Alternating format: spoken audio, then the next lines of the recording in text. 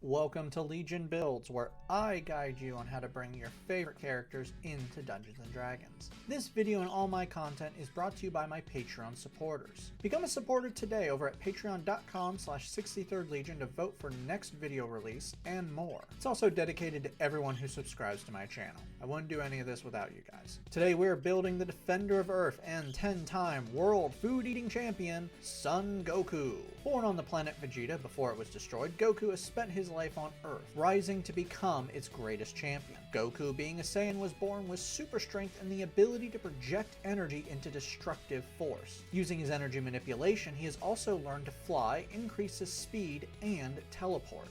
For today's build, we'll be using the Player's Handbook, Xanathar's Guide to Everything, and Monsters of the Multiverse. We're using standard point array to make this easy on you guys, and we are multi-classing, and we have several minimums, so keep an eye on those if you want to roll for stats or use point buy. We'll start things off with Charisma at 15. You are a lovable hero, even though your food budget is the size of a small country and you're kind of an idiot. Dex will be next at 14. Your speed is amazing, simple enough. Wisdom will follow at 13. In all honesty, you might be an idiot, but your sense of your surroundings is great. Con will be 12. Saiyans don't have any body fat and a metabolism that can melt steel. Strength will be low at 10, and we'll have to dump intelligence. Strength is not important for this build, as we'll be able to circumnavigate it, but you're not smart. Goku is a Saiyan, which aren't in D&D, so we need a race that can fly and make energy attacks. ASMR, found in Monsters of the Multiverse, works pretty well. Place +2 into Dex and +1 into Charisma. Dark Vision allows you to see in darkness out to 60 feet as if it's dim light. Celestial Resistance gives you resistance to necrotic and radiant damage. Healing Hands allows you to heal with your touch. When you do this, you roll a number of d4s equal to your proficiency bonus. You can only do this once per long rest. Light Bearer gives you the light cantrip. This lets you touch one object and now it sheds light like a torch. Not really important. For your background, take Perception and Insight. Let's start off with some martial arts capabilities. Level 1 monks start off with 2 skills. Take Acrobatics and Athletics. Unarmored Defense improves your AC when not wearing armor, making your AC 10 plus Dex plus Wisdom. Martial Arts improves your hand-to-hand combat capabilities. When not wearing armor, your unarmed strikes can now be Dex-based. You can make an unarmed strike as a bonus action when you use the attack action, and your unarmored strikes will do damage equal to a martial arts dice. This dice starts off at a d4 but will upgrade over time. Okay, let's get some energy abilities. Level 1 sorcerers start off with spellcasting. At this level, you have 4 cantrips and 2 spells. But before we get to those spells, you have a sorceress origin. Divine Soul, found in Xanathar's, will be giving us all the energy attacks we need. Favored by the Gods allows you to add 2d4 to a missed saving throw or attack roll once per short or long rest. Divine Magic combines both sorcerer and cleric spell list into one, allowing you to draw from both as if they're sorcerer spells only. You also get a free spell. Cure Wounds allows you to heal someone or yourself by 1d8 plus your charisma modifier. For spells, Firebolt fires an energy blast out to 120 feet, dealing 1d10 fire damage. Thunderclap allows you to unleash a blast of sound centered around you and hitting everyone within 5 feet of you, forcing a con save, dealing 1d6 thunder damage. Sacred Flame fires a blast of energy at a creature within 60 feet, forcing a dex save and dealing 1d8 radiant damage on a failure. This save does not benefit from cover. Word of Radiance creates a blast of light centered on you. Every creature within 5 feet of you must make a dex save or take 1d6 radiant damage. Guiding Bolt unleashes your Kamehameha wave, firing a blast out to 120 feet and dealing 4d6 radiant damage on a hit. The creature you hit with this will begin glowing, and now the next attack against the creature before the end of your next turn has advantage. Thunder Wave unleashes a stronger blast from you, forcing everyone within 15 feet to make a con save, dealing 2d8 thunder damage and being pushed back by 10 feet.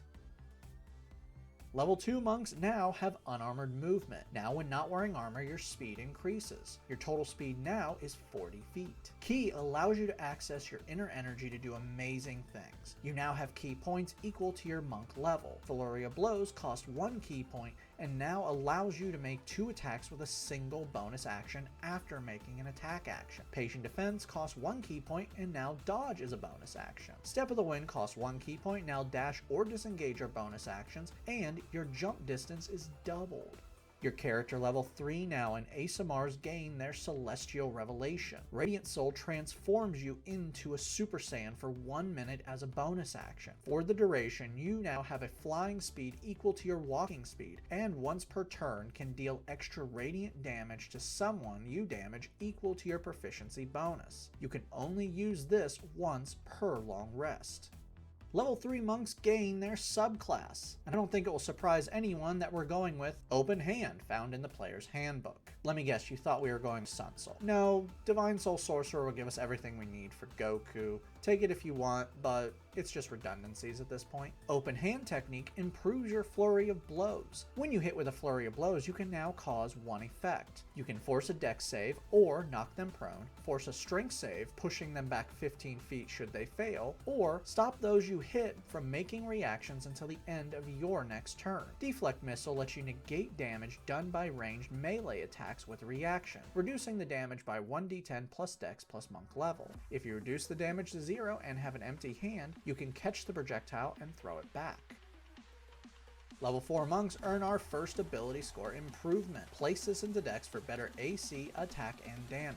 Slow Fall lets you reduce falling damage with a reaction by 5 times your monk level. Quicken Healing lets you heal yourself by spending 2 ki points. When you spend the points, you roll martial arts dice and add your proficiency bonus to determine how much health you get back. Your character level 5 now. Firebolt, Thunderclap, Sacred Flame, and Word of Radiance now do 2 damage dice each. Level 5 monks receive extra attack. You can now attack twice with a single attack action. Stunning Strike allows you to knock the wind out of someone when you hit them with an attack. Spending 1 ki point, you force a con save on a creature you hit, and should they fail, they are now stunned until the end of your next turn. Focused Aim allows you to turn a missed attack into a hit. By spending up to 3 ki points, you add 2 to the roll per ki point spent. Finally, your martial arts dice are now a d6. Level 2 sorcerers now have Font of Magic. This grants you sorcery points equal to your sorcerer level that you can use to do a few things. But for right now, you can only spend points to regain spell slots or burn spell slots to regain points. For your new spell, Feather Fall negates all fall damage no matter the height.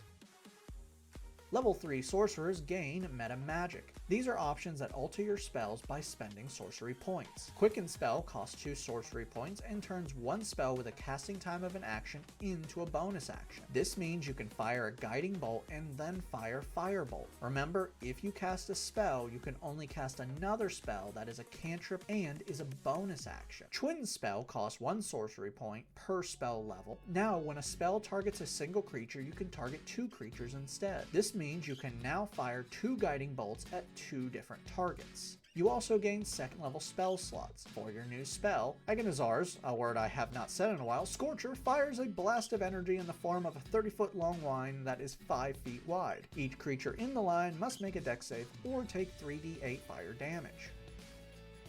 Level 4 sorcerers earn another ability score improvement. Place this into Charisma to improve your spell attack and DC. For your new spell, take what you want. You have access to some cool spells, so have fun. You also have another cantrip, go nuts. Level 6 monks now have Ki Empowered Strikes. Your unarmed strikes are now magical. Wholeness of Body allows you to heal yourself once per long rest equal to 3 times your monk level. Your unarmored movement is now 45 feet. Level 7 monks gain Evasion. Your reflexes are now enhanced that when you succeed a dex save, you take no damage and half on a failure. Stillness of Mind allows you to end one effect on yourself that is causing you to be frightened or charmed. You are now character level 11. Firebolt, Thunderclap, Sacred Flame, and Word of Radiance now do 3 damage dice each. Level 8 monks earn another ability score improvement, Cap Off Dex. Level 5 sorcerers now gain 3rd level spells. For your new spell, it's time for a Spirit Bomb. Fireball unleashes an explosion within 150 feet of you, creating a 20-foot radius blast that forces a dex save on everyone within the radius, causing 8d6 fire damage on a failure. Level 6 Divine Soul Sorcerers receive Empowered Healing. Now, whenever you or an ally within 5 feet of you is healed by a spell, you can spend 1 sorcery point to reroll any number of dice used to heal once per turn. For your new spell, Fly grants you a flying speed of 60 feet for 10 minutes while you maintain the spell. Level 7 sorcerers now have 4th level spells. For your new spell, Dimension Door is a 500-foot teleportation to a location that you can see, visualize, or describe. If you teleport into something, this spell fails and you take 4d6 force damage. Level 8 sorcerers earn another ability score improvement. Let's grab a feat. Fey Touch adds +1 to wisdom and gives you 2 spells that you can cast without spell slots once per long rest. Gift of Alacrity enhances your reflexes and lets you add a d8 to initiative rolls for 8 hours. Misty Step lets you teleport as a bonus action out to 30 feet. For your final spell, let's get Kaioken. Haste pushes your power to new heights. Your speed is doubled, you gain a +2 to your AC, you have advantage on dex saves, and you gain another action. This action can only be used to make one weapon attack, dash, disengage, hide, or use an object. You must maintain this spell for 1 minute, and when it ends you are drained of energy. You are unable to move or take any action until your next turn. Level 9 monks receive an improvement to their unarmored movement. You can now run across liquid and vertical surfaces, but you will not stick to them, so if you stop, you fall. You're now character level 17. Firebolt, Thunderclap, Sacred Flame, and Word of Radiance now do 4 damage dice each. Level 10 monks gain Purity of Body. You are now immune to all diseases and poisons. Your unarmored movement is 50 feet.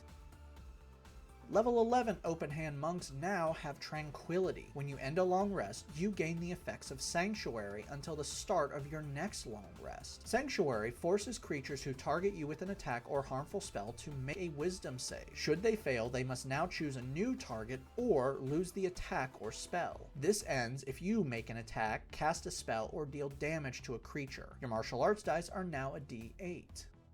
Our final level is level 12 monks, and you gain our final ability score improvement. Let's cap off Charisma. Now that we've hit level 20, let's recap. Your stats are Strength 10, Dex 20, Con 12, Intelligence 8, Wisdom 14, Charisma 20. Your total levels are Monk 12, Sorcerer 8.